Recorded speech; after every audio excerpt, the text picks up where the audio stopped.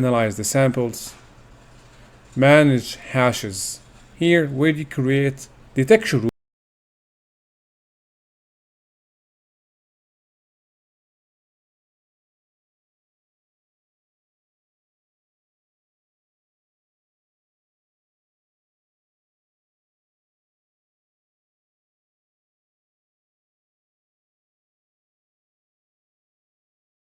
rules based on hashes. If you want to block a specific hash, all you have to do is to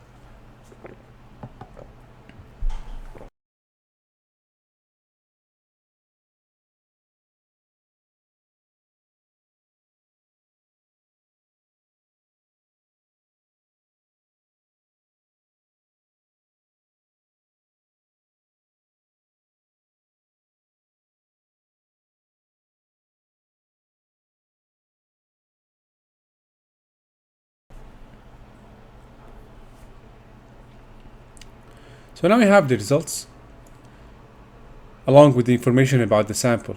We quickly can spot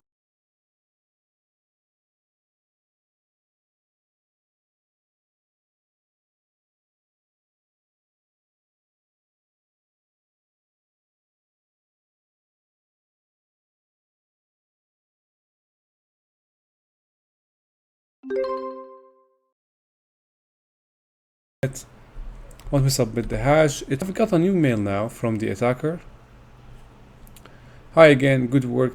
That detection you added blocked my malware from executing. Since file hashes and digests are unique to each file, they are by far the highest confidence indicator.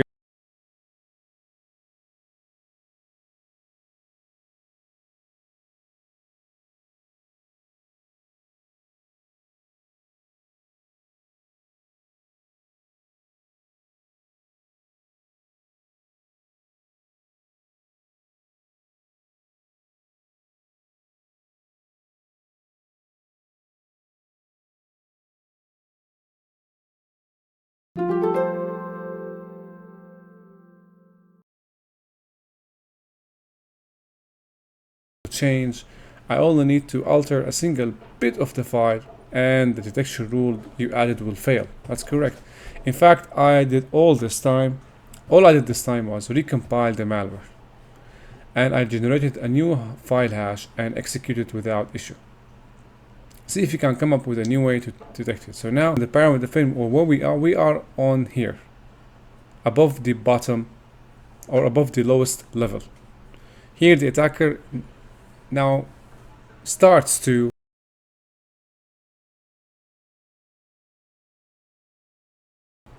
and create the IP address copied here. Go to the firewall this time.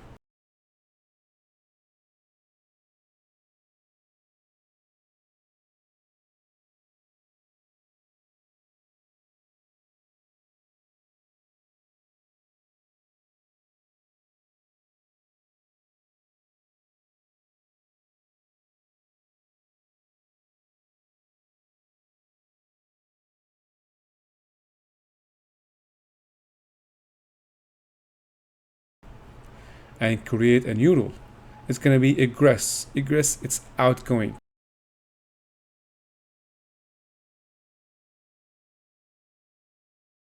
Coming off the network, my network. The source IP, it's going to be any. Here because I want to prevent all endpoints on my network from communicating with this IP address. And this is target IP and the rule or the action is deny. And now you have prevented the attacker. So basically we're gonna go to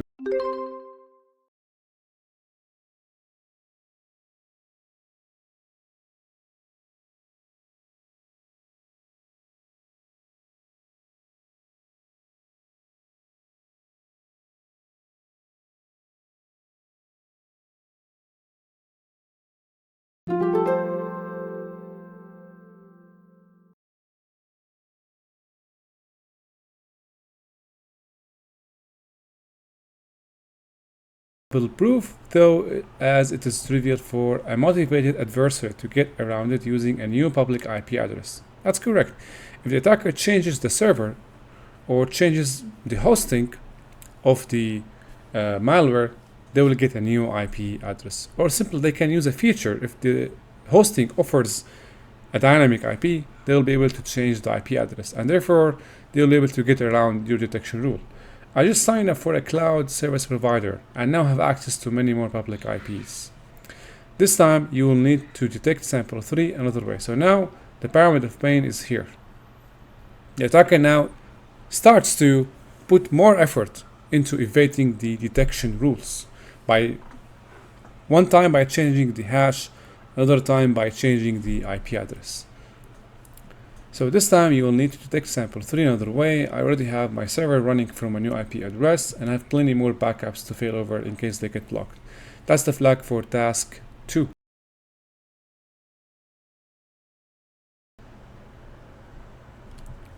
Copy it over.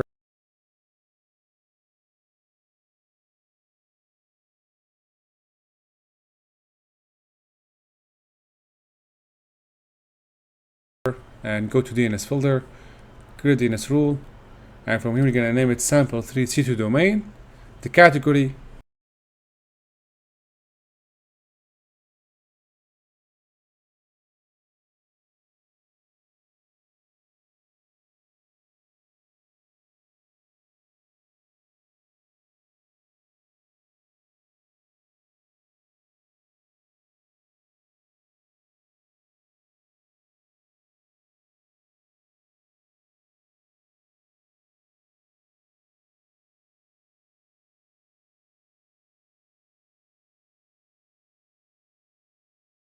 malware, domain name is here, and the rule is to deny. New email from the red teamer. Let's see here. Greetings again. It looks like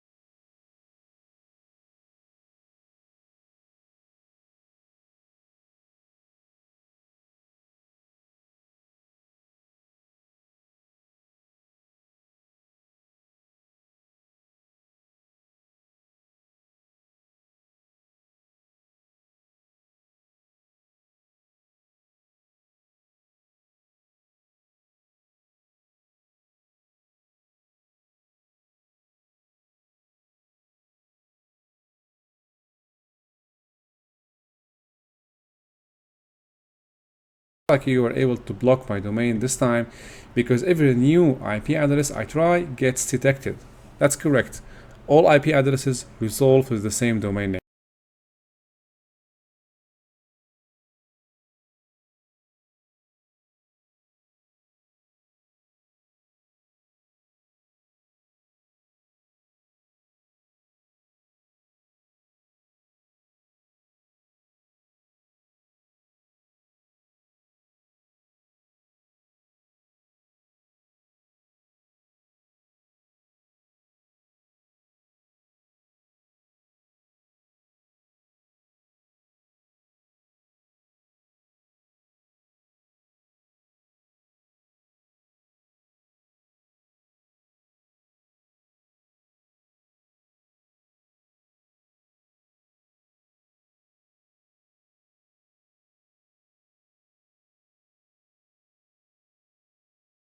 And system changes.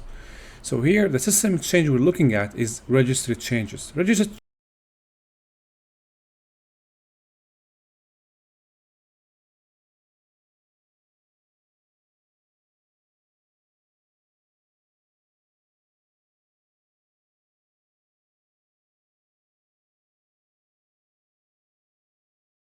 changes are tracked by Windows event logs.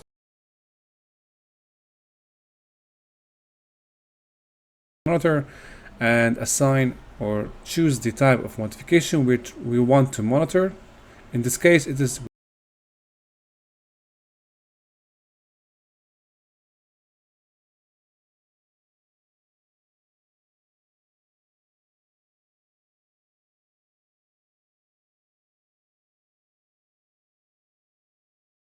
registry modifications.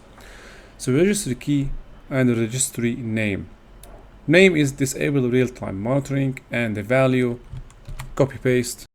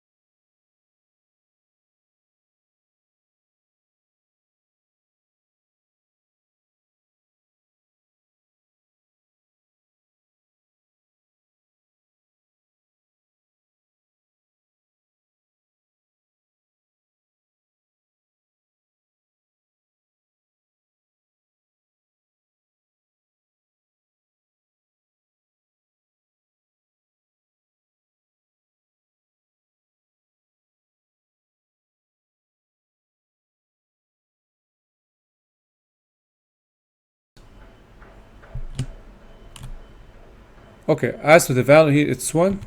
When the value of this registry key is set to 1, we're going to trigger a sigma rule. And here we define the MITRE tactic. So the MITRE tactic here is, let's see, it's not reconnaissance, it's not persistence, it is defense evasion, because it is disabling the real-time protection of a security solution, that is Windows Defender. It's going to select defense evasion. So once any sample attempts to change this registry key and sets its value to 1, the sigma rule will be triggered, and we will have a new alarm in the SOC, or in the Security Operations Center. Can I click on Validate Rule, and the sigma rule has been validated. Okay, got a new email.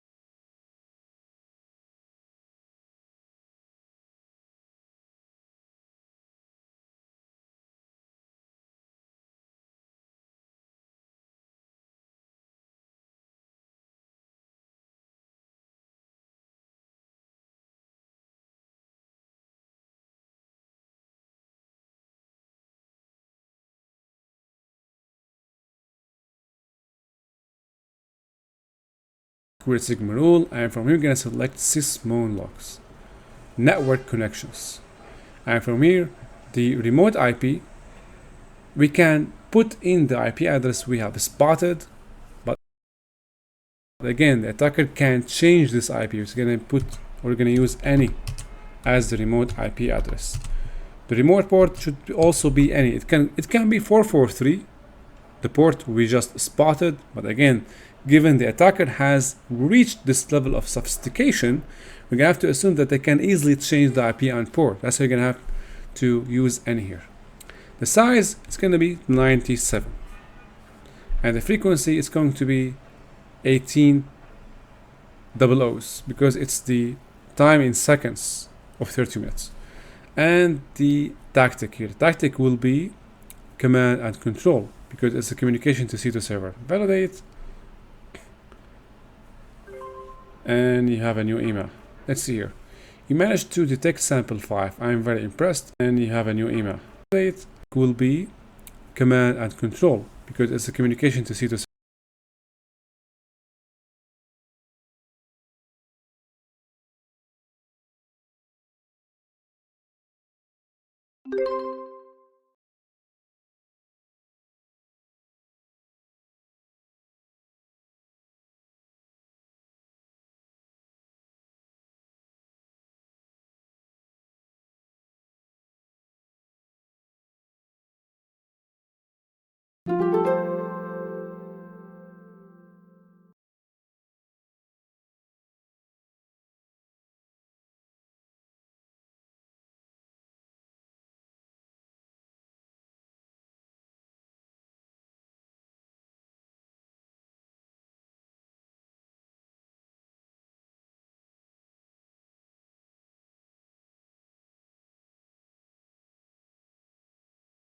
Sysmon logs,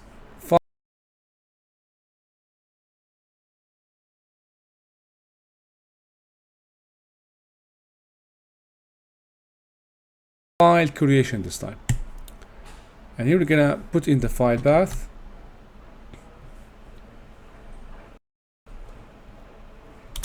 It's in